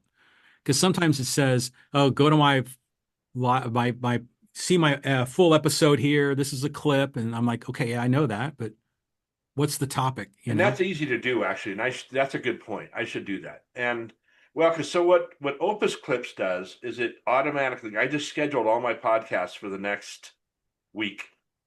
Scheduled all my posts for the next week, but it Hmm. won't post it on my Facebook page, on my personal page. So that's Okay. the one where you're not seeing the title. I think the ones where the other clips on my No Limits or on LinkedIn or on Instagram, it goes to X now, it goes to TikTok now. I think there's some verbiage under that tells what it's about. Well, just understand that the title that you use has a great impact on making the algorithm work to your advantage, Yeah. right? Yep. By having specific topics, it's going to now be targeted at specific audiences. You know, like when I That's a do good. things on my podcast for Poway, I make sure Poway's in the title. So people go, oh, it's Poway. And then they start getting more Poway content. That's a good suggestion. I'll do that. And Yeah. I think it only happens on my. I think it only happens on my Facebook page, though. Well, I'll did have to you look. create like a business page or a celebrity page? Yeah. Yeah. So you're not really posting to your personal, your yeah. Maybe I'm No, following I your no, I personal post. page. I have so because my Facebook page isn't a business page, Opus Clips won't post to it. Right. They post to Yeah. my Ed Franklin No Limits page, and that should have a title on it. I'll look at it when we're done. So that's interesting. So I maybe I'm following your personal page and not your no limits page. Probably. Okay, I need to switch. Or at least follow both. Yeah, I got Um, to check that because I might be wrong, but you're right. I need to do that. And when I go to TikTok, I get more views on TikTok, but I'm not getting enough likes. yeah, yeah. I get a shit ton of views on there, but You know listen, what's interesting is this is all uh a thing we're trying to figure out, right? Yeah. yeah, yeah. We're you and I are trying to accomplish the same thing in many ways. It's just to find ways to get our message out and to make an impact on an audience. Well, I'll say this is that doing Hacksaw's content, I'm dealing with a lot bigger numbers, in terms of views and clicks and likes and all that. So it's a bigger statistical sample size. Generally speaking, he gets for he if you take the number of likes divided by the number of views, it's 5% roughly. Okay. So 5% will like it. On some good videos, it might get near 10, and some might only be around 2. So, and I think that makes sense, right? Yeah. I mean, because people are just scrolling through these things. Oh, and by the way, I meant to tell you this is that the software that I use for my live streaming, it's called StreamYard. They have now an AI tool that does exactly the Opus Clips piece. Oh, nice. It, I've looked at that before. and I haven't started using those clips yet because it's kind of AI driven. But the ones we've been experimenting with Hacksaw look good, and I'm going to start posting those to TikTok because I think that's where they're going to work the best. So the other thing Opus Clips does is it gives me subtitles and it Yeah, gives me a paragraph that tells about what I'm talking about. That's what I was saying. It does give a it's description, yeah. but I can't. I mean, I could. I Just got to make sure figure out how to do it on my the Ed Franklin headline or the page. title Yeah. has important keywords in it. Yeah. All right, man. We better wrap this up. All good, man. Thanks We'll for do it inviting me. again. I think that as the world turns, there's always something to talk about. Oh And yeah, I'll keep checking your stuff out, check mine out. I'll share your stuff, share mine. We'll do what we got to do, and I'll break this up in some pieces right on. and probably break it in half. But listen, again, thank you. You took a long time to help me out today, and I appreciate it. And all the likes that you get, hopefully, I'll get some of those and We help each other, grow this thing right? as a community. Yeah. Yeah, yeah, yeah. I enjoy being on this because we help each other, and I learn new things, and we get to share each other's message with each other's respective audiences. And I'll put, as I break this into pieces, I'll do an intro to each of those pieces too. So let me do an outro. John, thank you again. Stay on the line for me. Podcasters, that was a long podcast, but it was well worth it. And I'll break this into pieces so you guys can check it out. So remember, this is the Ed Franklin No Limits podcast. You can always get a hold of me at edfranklin.nolimits@gmail.com or find me on social media. I'm out there all the time. If you have a guest or would like to be a guest, something that we can talk about, kind of what John and I just finished talking about, I'd appreciate it. And it is Friday the 13th today, which I always felt like I was excited about that. It wasn't bad luck for me. It was always good luck for me. I saw a hummingbird today, and it always represents my mom, and I hadn't seen one in a couple months or a week. So I felt like that was cool. I went to the gym today and did legs, which I hate, but it was a good experience. And I don't know what else can happen today, but it's all got to be good. So thank you for joining us, and we will talk to you soon.